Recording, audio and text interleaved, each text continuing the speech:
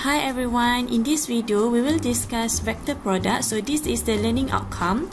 At the end of this topic, you should be able to find the vector product, use the properties of vector product and find the area of parallelogram and a triangle. So this is the definition of the vector product, which is also known as a cross product. Okay, the result of the vector is a vector. Okay, and then the vector product A cross B of vectors A and vector B is defined by the magnitude of A times the magnitude of B times with the sine theta and the unit vector n, where theta is the angle between vector A and B. And n is the unit vector normal. So as you can see here, we will get vector A cross B in the direction of unit vector normal n, where the vector A cross B is perpendicular to both vector A and vector B. So there will be two direction of unit vector normal n, which is outward pointing normal or inward pointing normal. Okay, which is either A cross B or B cross A. So as you can see here, if we if the direction of the vector A cross B is turning anti-clockwise, so it is positive. If it turning clockwise, it is negative.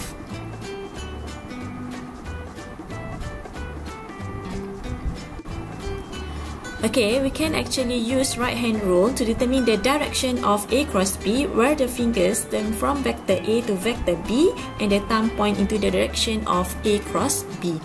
Okay, so this is how to find the vector A cross B. You put it in the matrix. Okay, put the component of vector, which is I, J, K, and then put the vector A and the vector B, and then you can calculate the vector A cross B.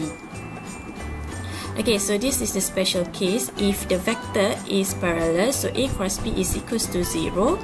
Okay, and if it is in the opposite direction, the angle is 180, also A cross B you got 0. And if the vector is perpendicular, we got magnitude A times magnitude B times the unit vector n.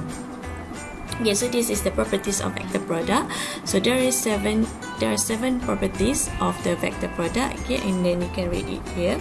Okay, so this is the area of parallelogram and triangle. So the area of parallelogram, we can find it by the find the magnitude of A cross B, and or you can find magnitude A times magnitude B times the sine theta. And if you want to find the area of triangle, is half of magnitude A cross B or half magnitude A times magnitude B times sine theta.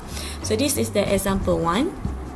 Okay, you need to find the vector A cross B and you need to prove if the vector A cross B is perpendicular to the vector A.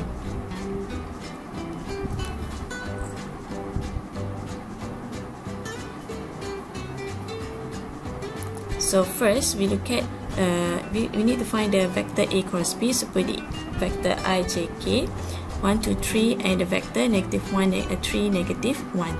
Okay, so then here we can calculate, put I, and then okay, we got 2, 3, 3, negative 1, and then minus J. Okay, and then put the matrix 1, 3, negative 1, and negative 1, and then plus J, plus K, sorry, and then you got 1, 2, negative 1, 3, and then you just calculate the matrix. So you got negative 11I minus 2J, and then plus 5K. Right, next is we need to prove whether the vector A cross B is perpendicular to the vector A. So if vector A cross vector B, we get the cross product vector A cross B. Then we need to show that it is perpendicular. We can use dot product or scalar product, which is A cross B dot vector A is equals to 0. We need to prove that it is equals to 0, so that A cross B is perpendicular to vector A. Okay, so we already got A cross B in question A, so just put the vector negative 11I minus 2J plus 5K. Okay, and then dot with the vector A, which is I plus 2J plus 3K. Okay, so we just calculate the vector. We can just calculate, we can get the scalar here. So we get 0. So it means that vector A cross B is perpendicular to the vector A by using scalar product. Right, so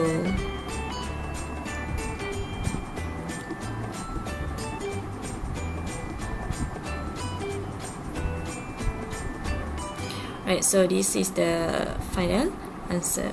Okay, we will continue in part 2.